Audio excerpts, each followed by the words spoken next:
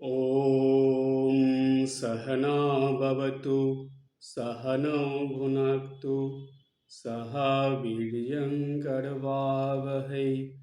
तेजस्विनावधीतमस्तु मा विद्विषावहै।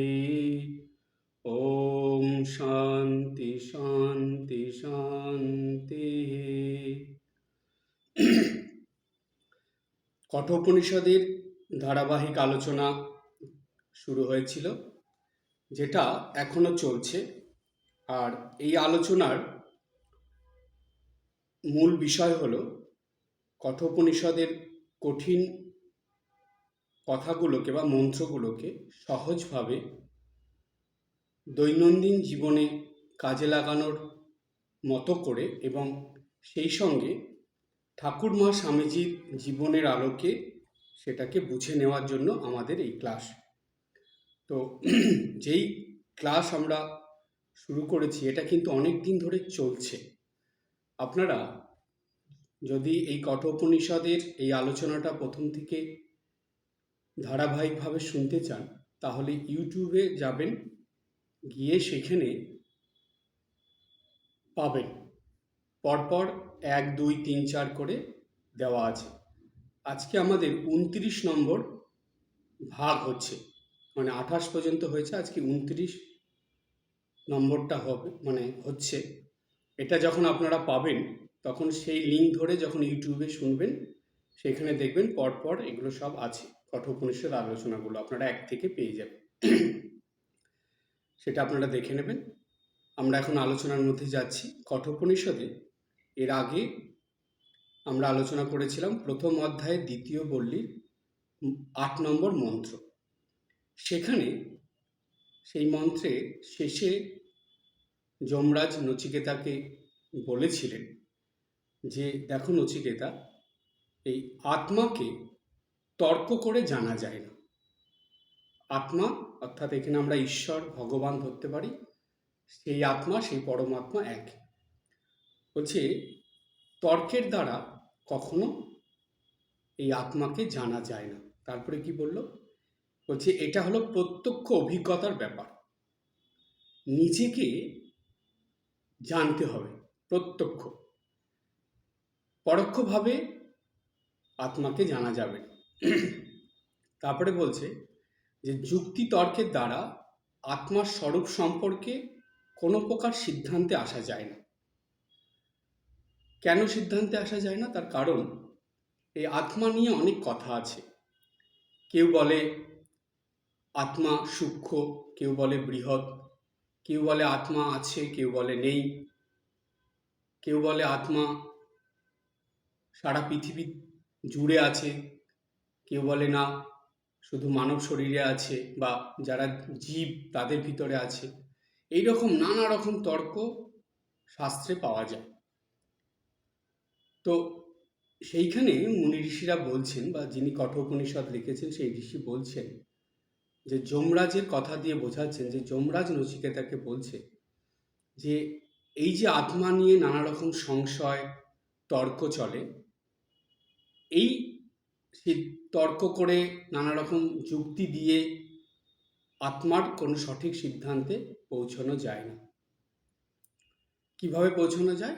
বলছে এটা সাধনার দ্বারা এই আত্ম উপলব্ধি করতে হয়।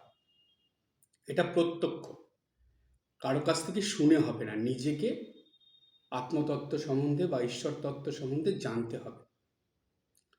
ভগবান লাভ নিজের থেকে হয়, অপরে সাহায্য করতে পারে কিন্তু অপরে ভগবান লাভ করিয়ে দিতে পারে না। ভগবান লাভ নিজেকেই করতে হয়।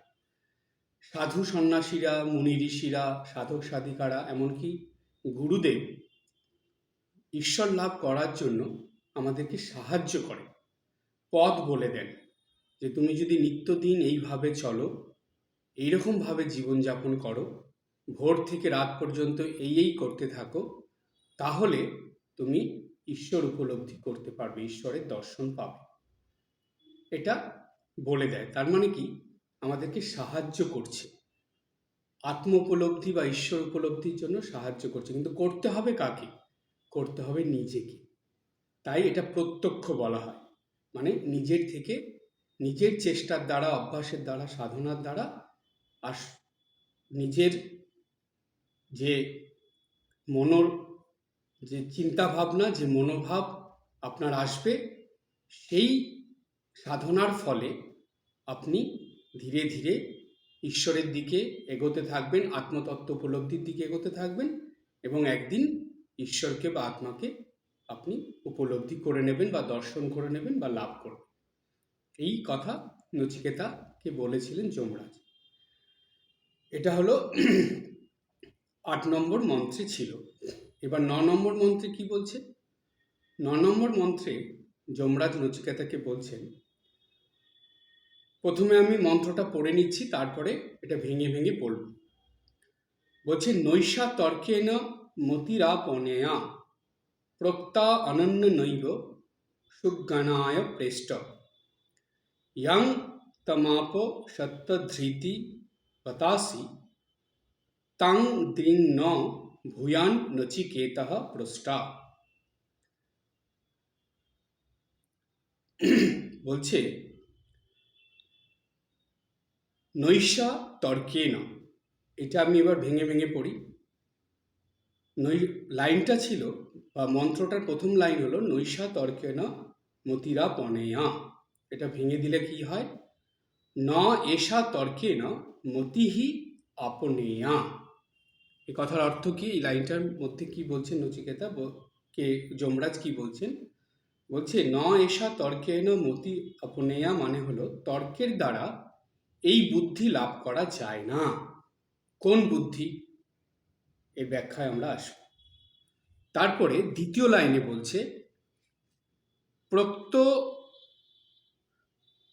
অনন্য অন্যে নৈব সুজ্ঞানায় পৃষ্ট।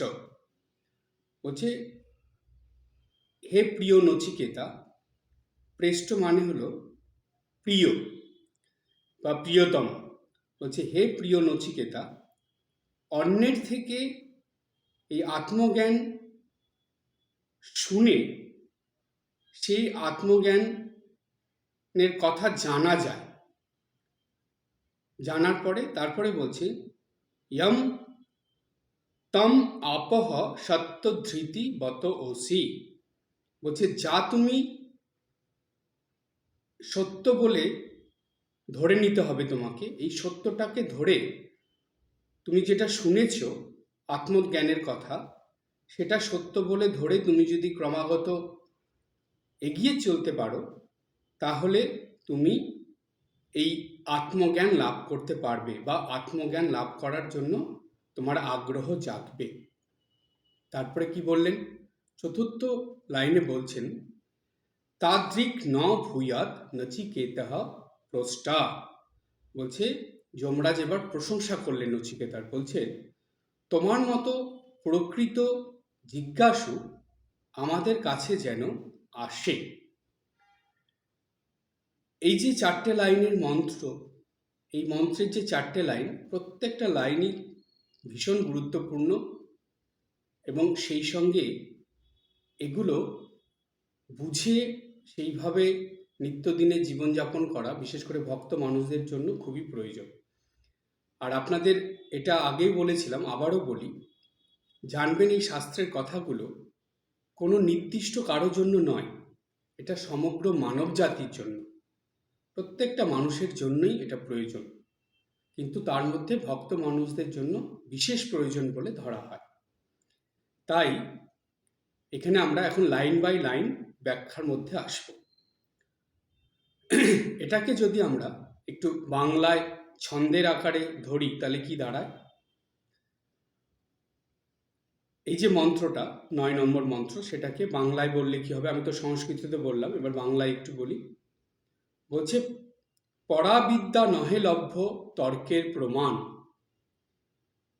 বিজ্ঞাচার্য উপদেশে সুখবোধ তাহা, সত্যধৃতি নিষ্ঠ তুমি জ্ঞান অধিকারী,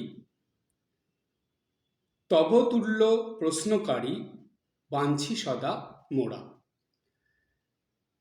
ঠিক যমরাজ যে কথাটা বলেছেন সেটাই বাংলায় ছন্দ করে বলা হলো।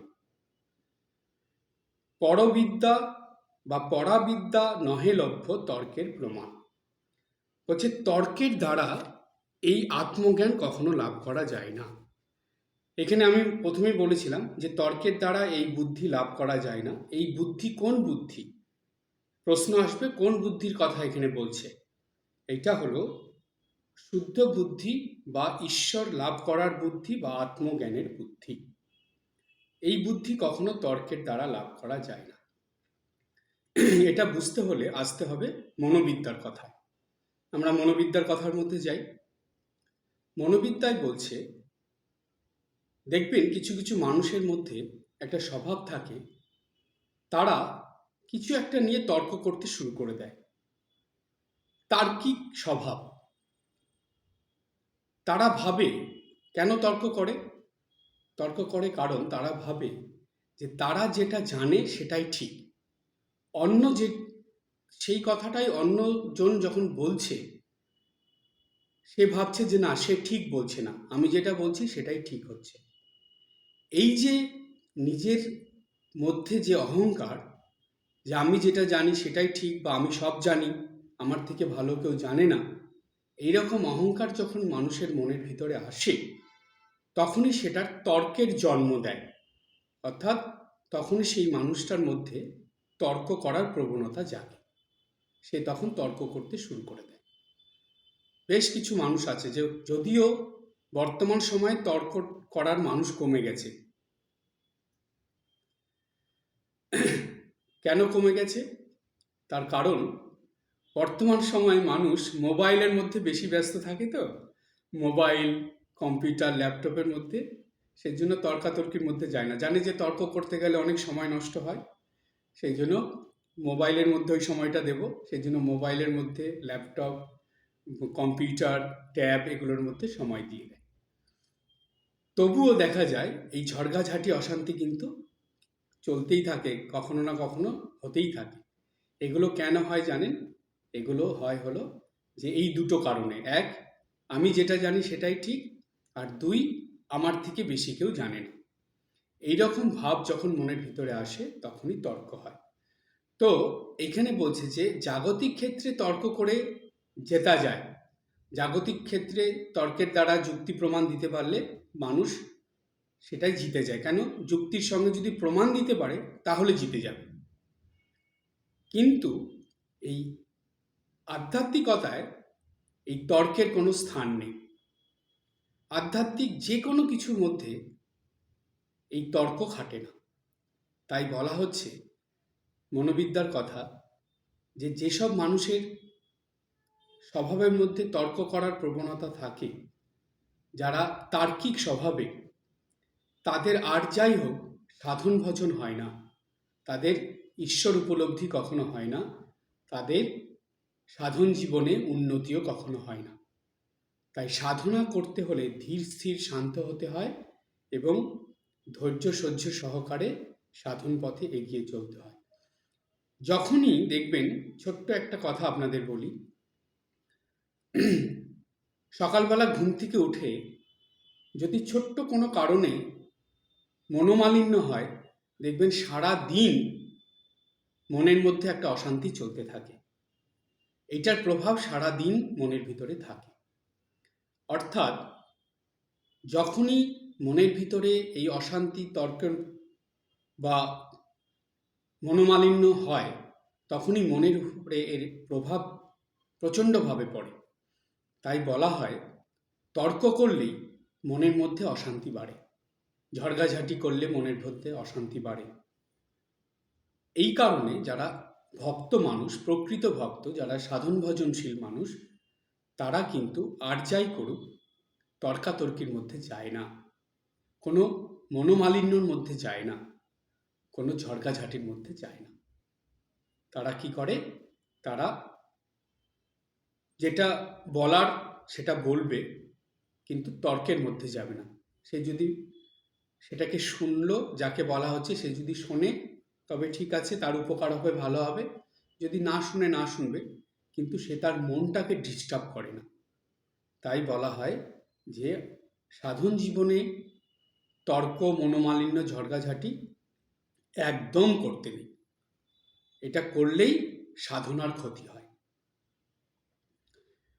তাই তর্ক করার ফলে সাধনার ক্ষতি হলে কি হয়? ঈশ্বর উপলব্ধি হয় না, ঈশ্বরের পথে এগোনো যায় না, সাধন ভজনে উন্নতি করা যায় না। সেই জন্যই বললেন তর্কের দ্বারা এই বুদ্ধি লাভ করা যায় না, অর্থাৎ বুদ্ধি ভ্রষ্ট হয়ে যায়। দেখবেন যেসব মানুষরা বেশি তর্কাতর্কি করে, বেশি ঝগড়াঝাটি করে, বেশি অশান্তি করে, তাদের বুদ্ধির মধ্যে সমতা থাকে না, তারা বুদ্ধি ভ্রষ্ট হয়ে যায়। তাদের কখন কি বলছে তার ঠিক নেই, কখন কি করছে, কাকে কি বলে দিচ্ছে, কোনো কিছুর মধ্যে তাদের ব্যালেন্স থাকে না। তাই বলা হয় বুদ্ধি ভ্রষ্ট হয়ে যায়, শুভ বুদ্ধি থাকে না, অশুভ বুদ্ধি চলে আসে। তাই বলল তর্কের দ্বারা এই বুদ্ধি লাভ করা যায় না, অর্থাৎ শুদ্ধ বুদ্ধি, পবিত্র বুদ্ধি, যে বুদ্ধির দ্বারা ঈশ্বর লাভ করা যাবে, আত্মতত্ত্ব লাভ করা যাবে, আত্মতত্ত্ব বোঝা যাবে, শাস্ত্রের কথা, সাধু সন্ন্যাসীদের কথা, গুরুদেবের কথা ভালোভাবে বুঝে দৈনন্দিন জীবনে চলা যাবে, সেই বুদ্ধি তাদের থাকে না, সেটা নষ্ট হয়ে যায়। তাই দেখবেন একটা খুব সুন্দর কথা আছে, এটা শুনতে হয়তো খারাপ কিন্তু খুবই সত্যি কথা এটা, যে যাদের বুদ্ধি যত পরিষ্কার, যত উন্নত, যত শুদ্ধ বুদ্ধি, তারা তত বেশি গুরুবাক্য, সাধু সন্ন্যাসীর বাক্য, শাস্ত্র বাক্য পালন করে। আর যাদের বুদ্ধি যত অশুদ্ধ, যত মলিন, তারা গুরুবাক্য তো পালন করেই না, এমনকি কোনো সাধু সন্ন্যাসীর কথা, শাস্ত্রের কথা কিচ্ছু পালন করে না, তারা নিজের মতন জীবনযাপন করে। তাই বলা হলো যে এই শুদ্ধ বুদ্ধি আসতে হবে। তাই মনোমালিন্য, অশান্তি, ঝগড়াঝাটি, তর্ক করা, এগুলো একদম বন্ধ করে দিতে হবে, তা না হলে শুদ্ধ বুদ্ধি হবে না। এটা হলো প্রথম মন্ত্র, মানে যে মন্ত্রটা 4টে লাইনের, প্রথম লাইনের অর্থ এটা, যে ন এষা তর্কে ন মতিহি আপনেয়া, এটা বলা হলো। এরপরে দ্বিতীয় লাইনে কি বলছেন যমরাজ? দ্বিতীয় লাইনে বললেন বিজ্ঞাচার্য উপদেশে সুখবোধ তাহা, অর্থাৎ প্রত্যাহ অনন্য নৈব সুজ্ঞানায় প্রেষ্ট। বলছে যে হে নচিকেতা, এই যে তোমার মধ্যে আত্মজ্ঞান লাভের যে ইচ্ছা জেগেছে, আত্মজ্ঞান উপলব্ধির কথা যে তুমি জানতে চেয়েছ, আত্মা সম্বন্ধে তোমার জানার যে কৌতূহল, এটা তোমার মধ্যে কি করে এসেছে?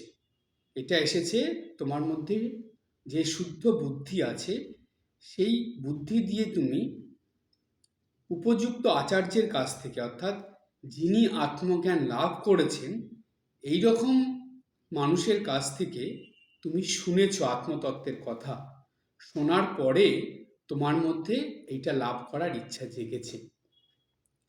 কেন যমরা যেটা বললেন, কারণ এই জগতে কোটি কোটি মানুষ আছে, কিন্তু ঈশ্বর লাভ করার ইচ্ছা, আত্মতত্ত্ব লাভের ইচ্ছা কোটিতে গুটিক, খুব কম মানুষের মনে এই ইচ্ছা জাগে। কেন? জাগতিক ভোগ সুখ কামনা বাসনা ছেড়ে মানুষ কিছুতেই আধ্যাত্মিকতার মধ্যে যেতে চায় না। ঈশ্বর উপলব্ধি করা বা আত্ম উপলব্ধি করা মানুষের ধারণাই হলো এটা শেষ বয়সের কাজ, যখন চোখে দেখা যাবে না ভালো করে, কানে ভালো করে শোনা যাবে না, ভালোভাবে হাঁটা যাবে না, বসা যাবে না ভালো করে, সেই সময় এই ঈশ্বর উপলব্ধির সময়, সেই সময় এই আত্ম উপলব্ধির সময়। এটা হলো সাধারণ মানুষের ধারণা। মানুষের এটা দেখে ভগবান হাসেন, মুনি ঋষিরা হাসেন। কেন? কারণ জন্মের পর থেকে যার কৃপাতে তুমি এই মনুষ্য জন্ম পেলে, মনুষ্য জন্ম পাওয়ার পর থেকে যার হাত ধরে তোমার চলা উচিত সারাটা জীবন, যাকে সঙ্গে রেখে তোমার দৈনন্দিন জীবনযাপন করা দরকার, সেই ভগবানকে, সেই ঈশ্বরকে তুমি যতটা সম্ভব দূরে সরিয়ে রেখে জীবনযাপন করলে, এমনভাবে জীবনযাপন করলে, দুঃখ কষ্ট অশান্তি যন্ত্রণা সহ্য করে করে যখন জীবনের শেষে এসে পৌঁছেছ, যখন জীবনের বাদ সব কিছুই শেষ হয়ে গেছে, 99% বা 95% শেষ, কিছু অবশিষ্ট আছে, সেইটা নিয়ে তখন তুমি যার কৃপায় এই জীবন পেয়েছো তার কাছে পৌঁছাতে যাচ্ছ, তাকে ধরতে যাচ্ছ। কিন্তু তাকে ধরার জন্য যা যা দরকার, সেইটা লাভ করার জন্য যে ক্ষমতা, সেটা তো তুমি নষ্টই করে ফেলেছো। তাহলে কি করে তাকে ধরবে? তো মানুষের এইটা দেখে ভগবান হাসেন। কেন হাসেন? ভগবান ভাবেন যে আমি শ্রেষ্ঠ জীব হিসাবে মানুষকে সৃষ্টি করে পাঠালাম পৃথিবীতে, আর সেই শ্রেষ্ঠ জীবেরই এইরকম অবস্থা। তারা কিভাবে জীবনযাপন করছে আমাকে ছেড়ে। তো জীবনের শেষে এসে যখন সব দিক থেকে দুঃখ, কষ্ট, যন্ত্রণা, আঘাত পেয়েছে, কোনো কিছুকে আর ধরতে পারছে না, তখন এসে আমাকে ধরছে। কি অদ্ভুত মনুষ্যের জীবন দেখুন। তাই বলা হলো, নচিকেতাকে কেন প্রশংসা করলেন বা নচিকেতাকে এই কথা কেন বললেন যমরাজ? বললেন যে প্রিয় বললেন। প্রেষ্ট মানে হলো প্রিয় বা প্রিয়তম। কেন প্রিয়তম বলছেন? কাকে প্রিয় বলা হয়? যখন কোনো মানুষ কারো প্রতি খুব প্রসন্ন হয়, কাউকে খুব ভালো লাগে, তার মনের মতন হয়, তখনই তো সে প্রিয় হয়। তাই যমরাজের কাছে নচিকেতা একদম মনের মতন হলো। কেন? যে এত অল্প বয়সে সে এই জাগতিক সব কিছুর থেকে নিজেকে সরিয়ে, জাগতিক জিনিসগুলো যে অনিত্য, অসুখকর, এগুলো যে দুঃখ, কষ্ট, যন্ত্রণা ছাড়া আর কিছুই দেয় না, এটা নচিকেতা বুঝে গিয়েছিল। বুঝে গিয়েছিল বলেই সে এগুলো সব ছেড়ে আত্মতত্ত্বের কথা জানতে চাইছে, ঈশ্বর উপলব্ধির কথা জানতে চাইছে এবং সেই পথে এগোতে চাইছে। এই জন্য যমরাজ ভীষণ খুশি হলেন, খুশি হয়ে তাকে প্রিয়তম বললেন। এটা হলো এই ৯ নম্বর মন্ত্রের দ্বিতীয় লাইনের অর্থ। এরপরে আমরা তৃতীয় এবং চতুর্থ লাইনের অর্থের মধ্যে এবং ব্যাখ্যার মধ্যে যাব। এবার আমরা আসি মন্ত্রের তৃতীয় লাইনে। সেখানে যমরাজ নচিকেতাকে বলছে, ইয়াম তম আপহ সত্যধৃতি পদ অসি। যা তুমি সত্যকে দৃঢ় থেকে আত্মজ্ঞান লাভ করতে আগ্রহী হয়েছ। এটার আরো সহজ করে বুঝলে কি বলা হয়? সত্য ধৃতি নিষ্ঠ তুমি জ্ঞান অধিকারী। যমরাজ নচিকেতাকে কিন্তু এখানে প্রশংসা করছেন। কি বলছেন? যে এই যে তুমি আত্মজ্ঞান লাভের যে অধিকারী হয়েছ, বা আত্মজ্ঞান লাভের যে ইচ্ছা তোমার মনে এসেছে, এটা এমনি হয়নি। এটার জন্য দুটো দৈবী গুণ তোমার মধ্যে আছে। সেই দৈবী গুণ দুটির দ্বারাই তোমার এই আত্মজ্ঞান বা ঈশ্বর লাভের, ঈশ্বরকে জানার ইচ্ছা তোমার মধ্যে এসেছে। সেই দুটি গুণ কি কি? এখানে যমরাজ বললেন, একটা হলো সত্য আর একটা হলো ধৃতি। খুব ভালো করে বুঝবেন। এবার ব্যাখ্যার মধ্যে আসছি। ঠাকুর শ্রী রামকৃষ্ণদেব বলছেন যে এই কলিযুগে সত্যকে ধরে চলতে হবে। কায় মনোবাক্যে সর্বদা সব কিছুর মধ্যে সত্যকে ধরে থাকতে হবে। এই সত্যকে ধরে চলাই হলো কলিযুগের তপস্যা বলছেন। কেন তপস্যা বলছেন? তার কারণ ঠাকুরের কথা থেকে আমরা এটা পাই যে কলিযুগে এই সত্যকে ধরে রাখা খুব কঠিন হয়ে দাঁড়াবে। সত্যি তাই। বর্তমান সময়ে দেখুন যে মানুষ মিথ্যার আশ্রয় নিয়েই বেশি চলে। তাদের মনে এবং মুখের সঙ্গে মিল নেই। অর্থাৎ মনে একরকম ভাবছে, মুখে আর এক রকম বলছে, কাজে আর এক রকম করছে। সব কিছুর মধ্যে অমিল দেখা যায়। মিথ্যার আশ্রয় নিয়েই মানুষ চলতে বেশি ভালোবাসে এবং সেটা এমন একটা অভ্যাসে দাঁড়িয়ে যায়, সেটা নিয়েই তারা চলতে থাকে। সত্যের থেকে অনেকটা দূরে সরে যায় মানুষ এবং সত্যকে ছেড়েই জীবনযাপন করে। কিন্তু যারা ঠিক ঠিক ভক্ত মানুষ, তাদের কিন্তু এটা করলে হবে না। তাদেরকে কায় মনোবাক্যে সত্যকে ধরে চলতে হবে। কেন? এই সত্যই হলো ঈশ্বর। ঠাকুর বলছেন এই সত্য এক, ঈশ্বরই সত্য, আর সব অসত্য। অর্থাৎ অসত্য মানে এগুলো সাময়িক, আজ আছে কাল থাকবে না, তাই এগুলোকে সত্য বলা যায় না। কিন্তু ঈশ্বর আগেও ছিল, এখনো আছে, পরেও থাকবে, তাই এটা সত্য। তাই যারা সত্যকে ধরে আছে তারা ঈশ্বরকেই ধরে আছে। এই যে সত্য মানে ঈশ্বর, এবার বলল সত্য ধৃতি। ধৃতি কথার মানে কি? ধৃতি কথার মানে হলো ধরে রাখা। আর এই ধৃতির থেকেই এসেছে ধর্ম। অর্থাৎ যারা ধর্মজীবন পালন করে তারা সত্যকে ধরে রাখে। যখনই আপনি ধর্মের মধ্যে থেকেও সত্যর পথে চলছেন না, সত্যকে মানছেন না, কায় মনোবাক্যে সত্য পালন করছেন না, তখন আপনি জানবেন আপনি ধর্মের পথে নেই, আপনি অধর্মের পথে জীবনযাপন করছেন। উপর থেকে দেখতে ধর্মের পথ বলে মনে হচ্ছে, কিন্তু ওটা অধর্ম হচ্ছে। তাই ধৃতি মানে হলো ধর্মের পথে থেকে ধর্মকে ধরে রেখে সত্যের পথে দৈনন্দিন জীবনযাপন করা। তাই এই সত্য আর ধৃতি, এই দুটো ভীষণ গুরুত্বপূর্ণ প্রত্যেকটা মানুষের জীবনে, বিশেষ করে ভক্ত মানুষের জীবনে। সত্যকে ধরে চলতে হবে। সত্য পথে মন করো আরোহণ, প্রেমের আলো জ্বালি চলো অনুক্ষণ। সত্য পথে চলতে হবে, অর্থাৎ কায় মনোবাক্যে সত্যকে ধরে নিত্যদিনের জীবনযাপন করতে হবে, এবং সেই সঙ্গে কি করতে হবে? সেটা ধর্মের পথ অবলম্বন করে চলতে হবে। তাই সত্য এবং ধৃতি এই দুটো একসঙ্গে থাকে। এইখানে যমরাজ সেটাই বললেন। নচিকেতা সত্যকে ধরেছিল। দেখুন, তার বাবা যেহেতু বলেছে যে তোকে যমের কাছে দিলাম, পিতৃবাক্য সত্যতা রক্ষার জন্য নচিকেতা যমরাজের কাছে এসেছিলেন। তাছাড়া কিন্তু তার আসার দরকার ছিল না। যখন নচিকেতা আসবেন, তার বাবা তাকে কিছুতেই আসতে দেবে না।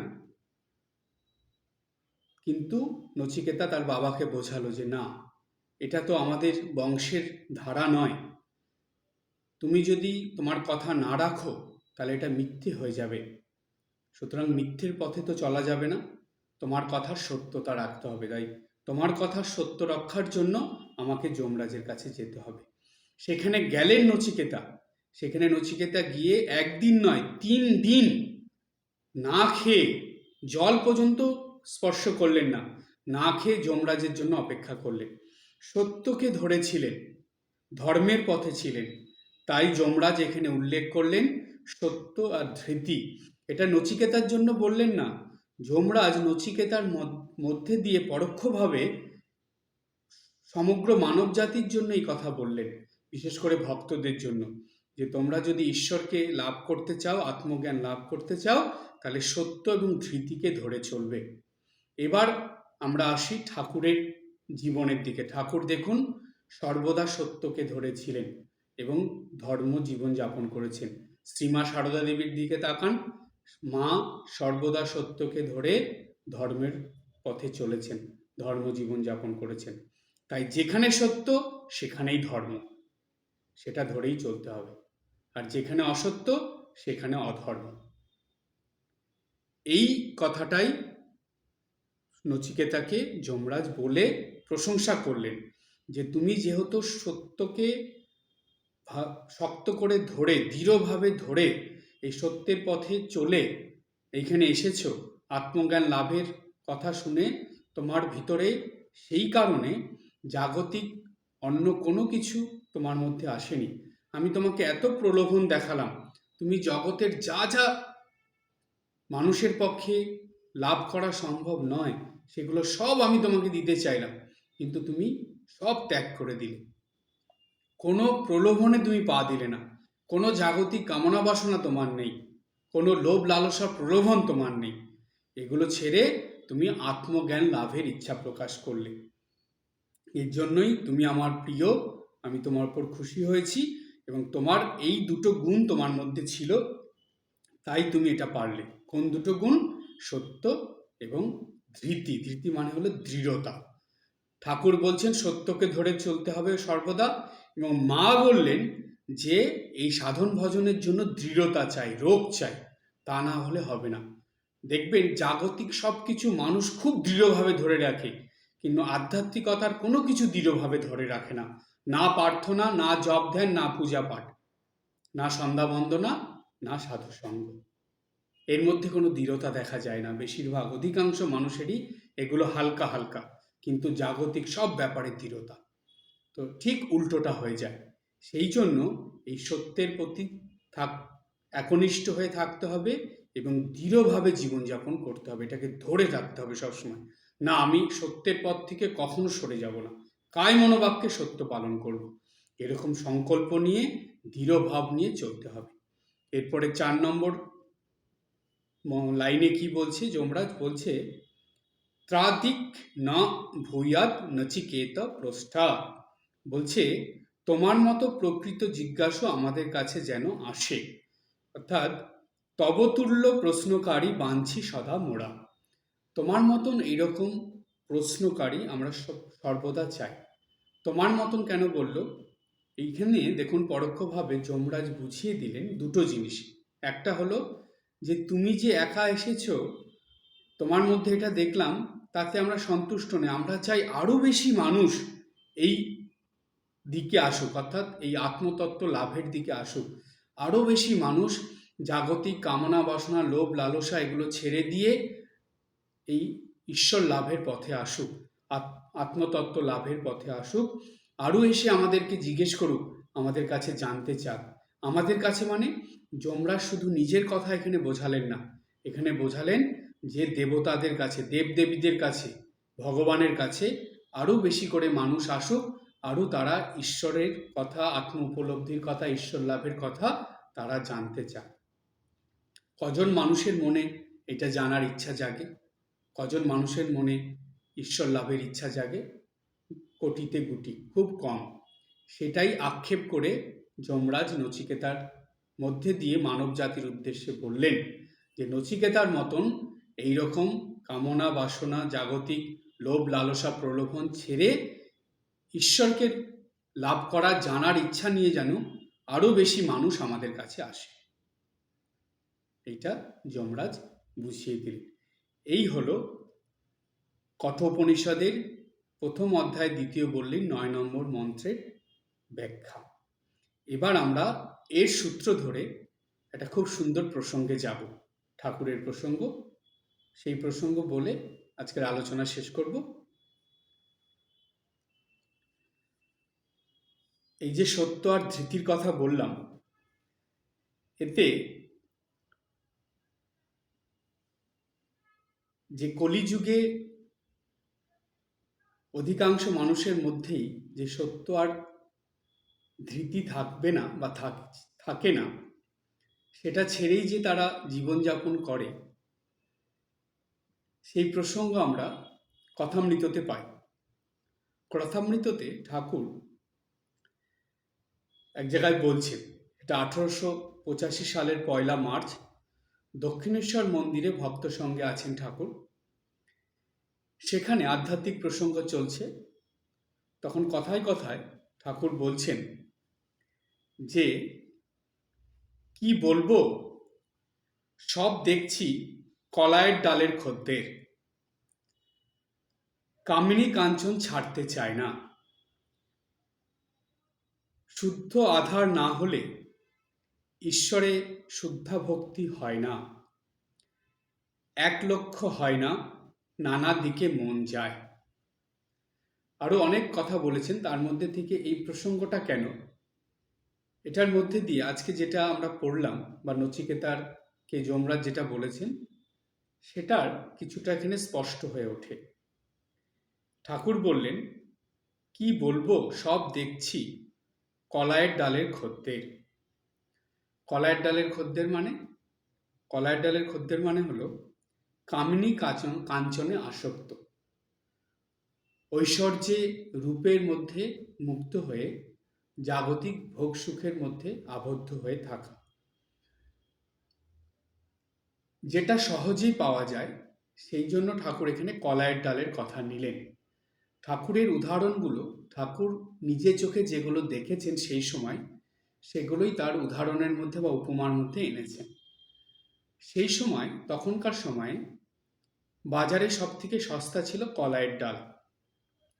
আর তখনকার মানুষ সস্তায় যেটা পেত সেটাই নিয়ে যেত, তাই কলাইয়ের ডালের খদ্দেরই বেশি থাকতো। এইখানে ঠাকুর বোঝাতে চাইলেন যে এই জাগতিক ভোগসুখ তো খুব সহজেই পাওয়া যায়, এই সেই জন্য এর মধ্যেই জগৎ সংসারের বেশিরভাগ মানুষই আবদ্ধ হয়ে থাকে। কিন্তু যেহেতু ঈশ্বরের পথে যেতে খুব পরিশ্রম কষ্ট করতে হয়, সেই জন্য ওই দিকে বেশি মানুষ যায় না। তাই বলছেন কামিনী কাঞ্চন ছাড়তে চায় না, তারা এর মধ্যেই থাকতে চায় সর্বদা। বলছেন শুদ্ধ আধার না হলে ঈশ্বরের শুদ্ধা ভক্তি হয় না। এই শুদ্ধ আধার কিভাবে হয়? সত্য ধৃতির থেকেই শুদ্ধ আধার আসে। যেহেতু সত্য ধৃতির মধ্যে সে জীবনযাপন করে না মানুষ, তাই শুদ্ধ আধার হয় না। তাই ঠাকুর বললেন শুদ্ধ আধার না হলে ঈশ্বরের শুদ্ধা ভক্তি হয় না। শুদ্ধা ভক্তি মানে কি? কামনা বাসনা শূন্য নিষ্কাম ভক্তি, সেটাই হলো শুদ্ধা ভক্তি। তারপরে বলছে এক লক্ষ্য হয় না, নানা দিকে মন যায়। শুধু ঈশ্বরের দিকে মন যায় না। জপ করতে বসলে, ধ্যান করতে বসলে দেখবেন নানান দিকে মন ছুটে যায়। বারে বারে সেই মনকে টেনে এনে এক জায়গায় টেনে টেনে আনতে হয়। জপই করা যায় না, ধ্যানই করা যায় না, ভালো করে চোখ বুজে ঈশ্বরের চিন্তাই করা যায় না, কোনো শুভ চিন্তাই করা যায় না। প্রার্থনা করতে করতেও অন্য চিন্তা চলে আসে। সেই জন্য দেখবেন আজকে যেই প্রার্থনাটা করলো, দুদিন পরে সেটা আর বলতে পারে না। কেন?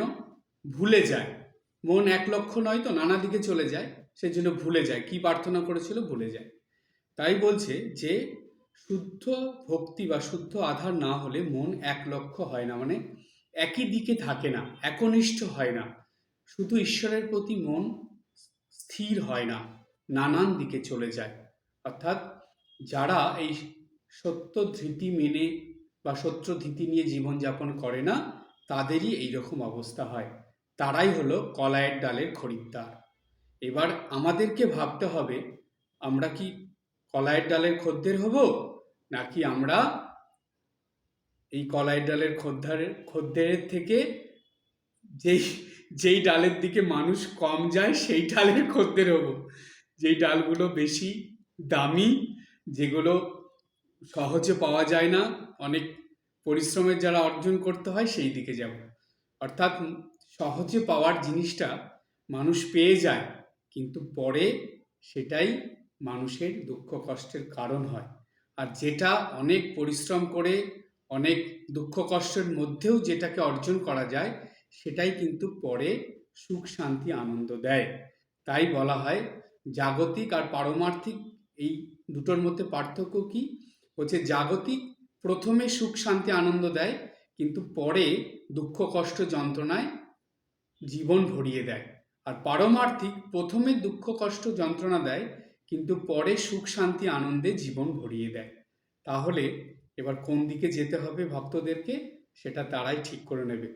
কিন্তু যদি সত্যি ঈশ্বরের দিকে যেতে হয়, ঈশ্বর উপলব্ধি করতে হয়, আত্মজ্ঞান লাভ করতে হয়, এই জীবনেই ঈশ্বর দর্শন করতে হয়, তাহলে কিন্তু সত্য ধৃতি ধরেই জীবনযাপন করতে হবে। তাহলে কিন্তু ভালো ডালের খদ্দের হতে হবে, কলাইয়ের ডালের খদ্দের হলে হবে না। আজকে এই পর্যন্ত। সবাই ভালো থাকবেন, হাসি খুশি আনন্দে থাকবেন। ওম শান্তি শান্তি শান্তি। হরি ওম তৎসৎ। শ্রীরামকৃষ্ণার্পণমস্তু।